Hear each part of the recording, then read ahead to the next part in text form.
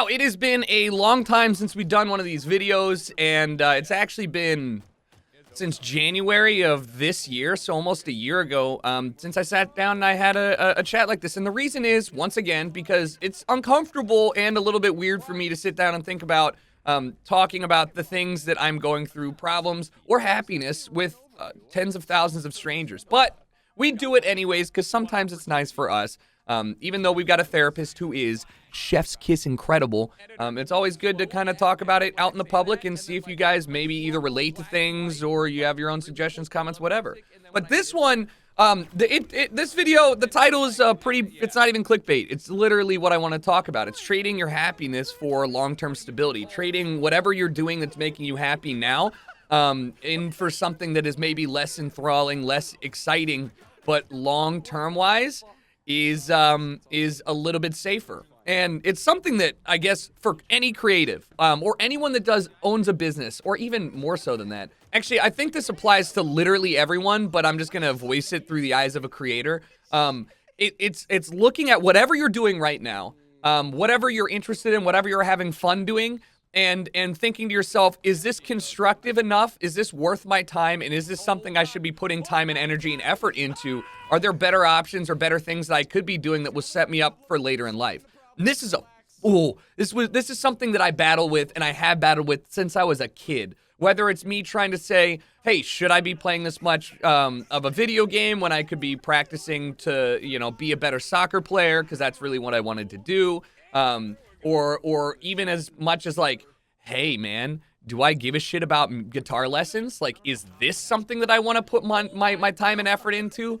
Or should I focus more on something else? A lot of growing up on YouTube and growing into being an influencer is looking at what other people are spending their money on and saying like, damn, dude, am I living my life to the fullest because I'm putting money away for retirement? Like, do you guys think it's more fun to have a 401k or a Ferrari? Because let me tell you, right now, Ferrari seems pretty fun, but 401k is the smarter choice, and it might not be the fun one, it's the more responsible one. But god damn it, sometimes it seems really compelling to jump onto something that's fun. So what do I mean in terms of, for me, trading happiness for stability? I stream way too much.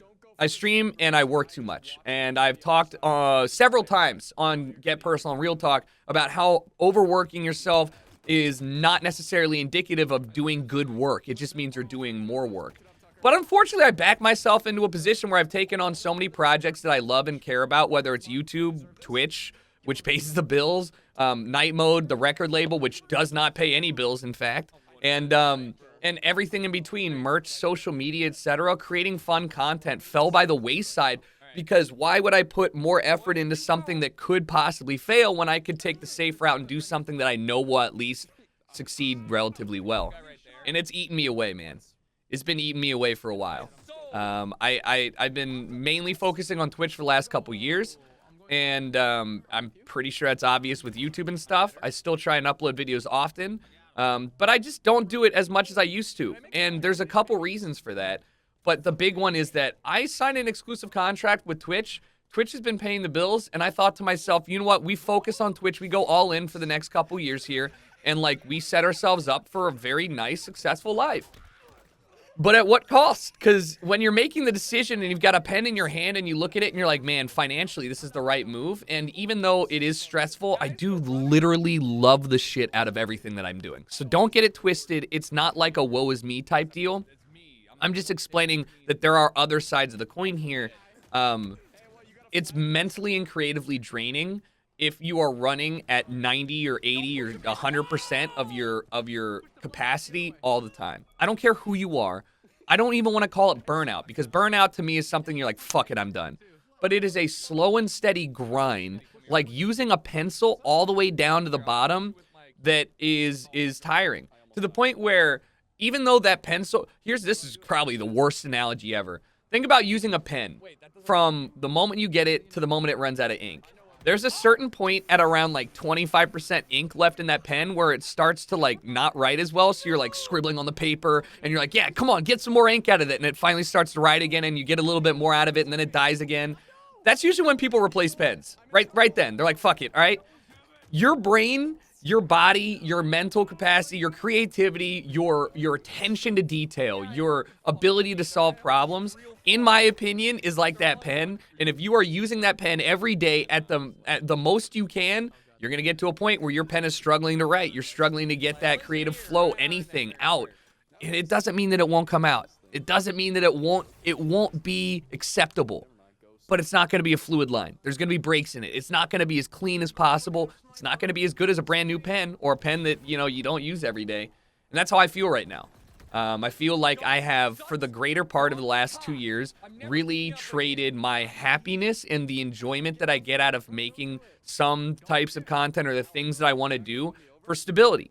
Recognizing that my job is not a forever job. Recognizing that my job could disappear, with one bad copyright notice or something like that, is always weighed heavy on me. But it only has been recently that I've sat down and realized, fuck, I miss it, man. I miss the dopamine of making something or doing something creative or doing something interesting or doing something that I'm proud of that has garnered wide-scale positive response.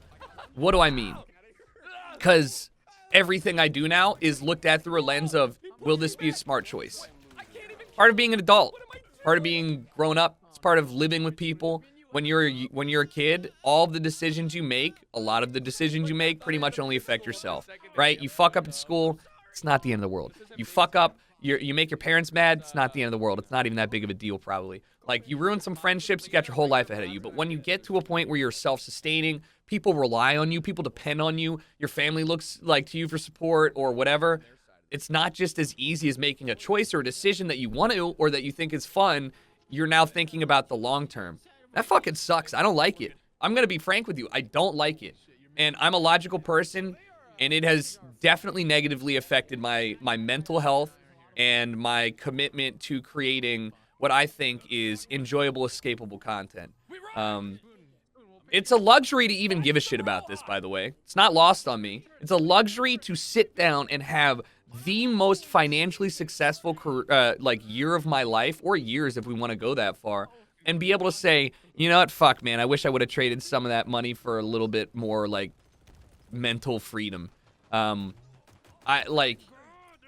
It's such a luxury, but it doesn't mean that it's any less true for me and probably for a lot of people. I think that what I really want to drive home here is that it's very good to look at the future and look at things and say, is this something that will help me in the future? But you really should think hard about whether or not you're willing to put a roadblock in between what really makes you happy and something that you are okay with doing. Because you can be really happy and not necessarily successful, but it's very hard to be happy if you're successful and you're not loving it. And by the way, still very much loving it, but I'm just trying to think general terms.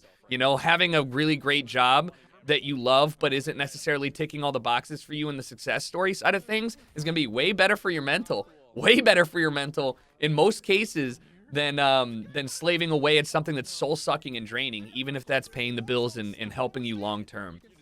And a lot of this has to do with my removing myself from some of the things that I care about.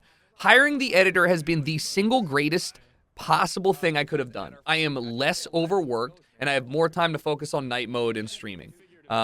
He is better at editing than me. I think we can all agree that, right? The editor is better at editing than me. What does it cost? The entire earnings of YouTube.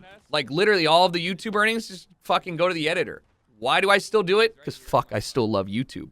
But the disconnect where I used to edit every video I did, almost every day, 5 days a week, for years and years and years, I had a pulse. I had a pulse on what was good content, what you guys liked, what I wanted to change for the next video. I was an all-in-one machine, and with the editor there, I had to relinquish some of the control, and so I get anxious now. I get anxious that I don't have a good bead, a good read, a good idea of what you guys want, how you respond, and so I get cold feet.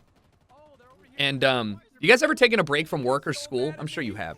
Whenever you take a summer break, and then you come back to school and there's 2 weeks where you feel kind of weird and you don't really know how to get back into the swing of things, and some of the things that you were so comfortable doing at school or at work are kind of alien to you. That's how I feel interacting with my community on YouTube. And not just that, but on social media. I pay attention to Twitter and Instagram comments a lot. I do. And I try and reply a lot on Twitter. But I get anxious to view my YouTube comments. I don't know if I've ever talked about this, but I have actively avoided reading YouTube comments for most videos for the last like 4 years.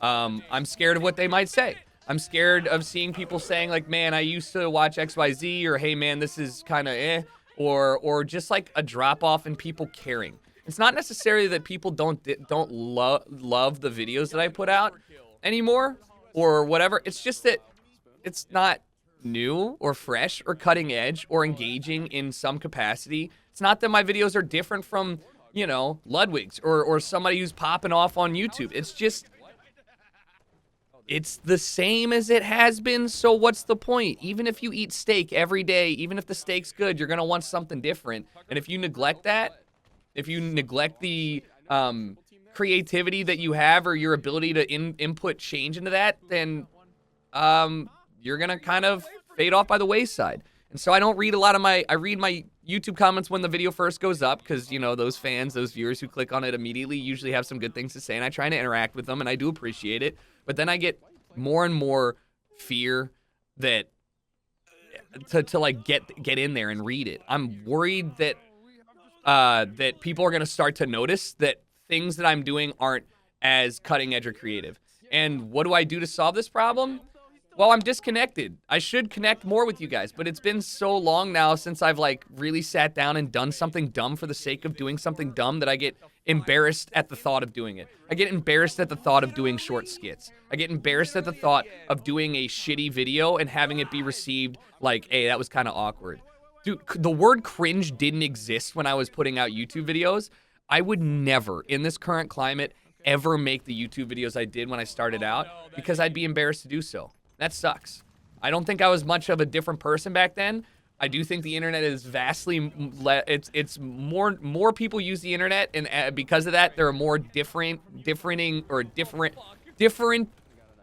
are different ideas for everyone across the internet of what is cringe, what's cool, and what's not.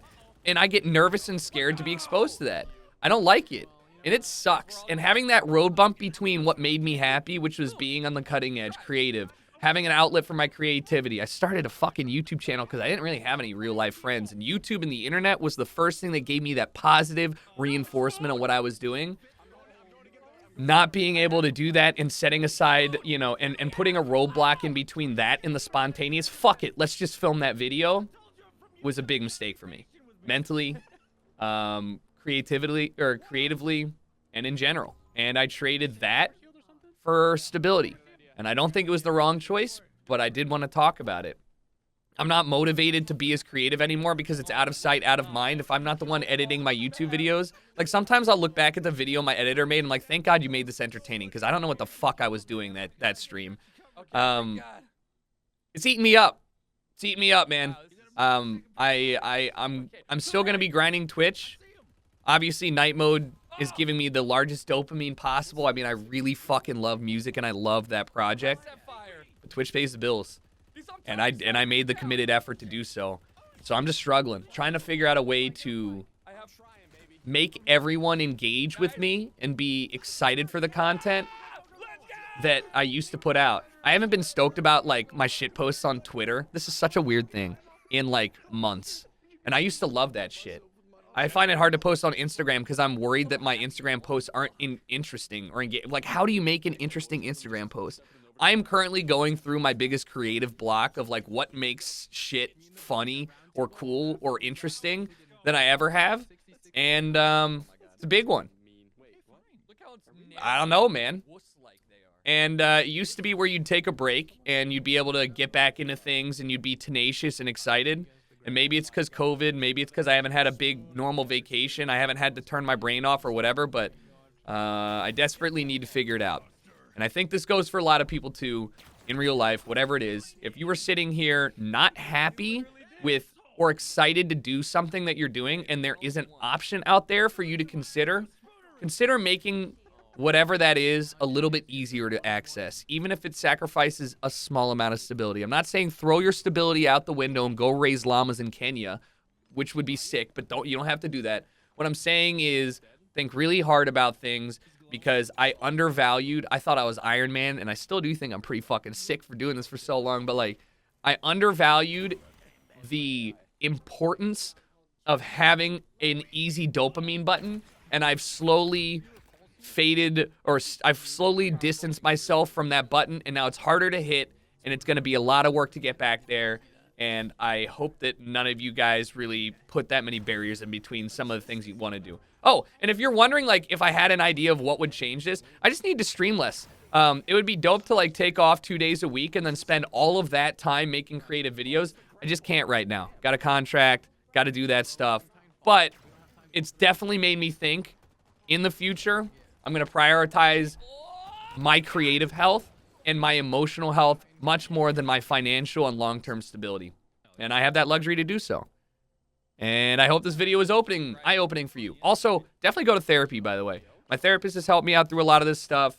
I would be in shambles without her, and I highly recommend it, even if you guys don't have a good time with your first therapist. There are a lot out there. So, see you guys next year for one of these. Hopefully I don't have to do one anytime soon, or if I do, it's a real positive one. I'll see you guys later. Thanks for watching, and I'll try and read your comments this time. Later.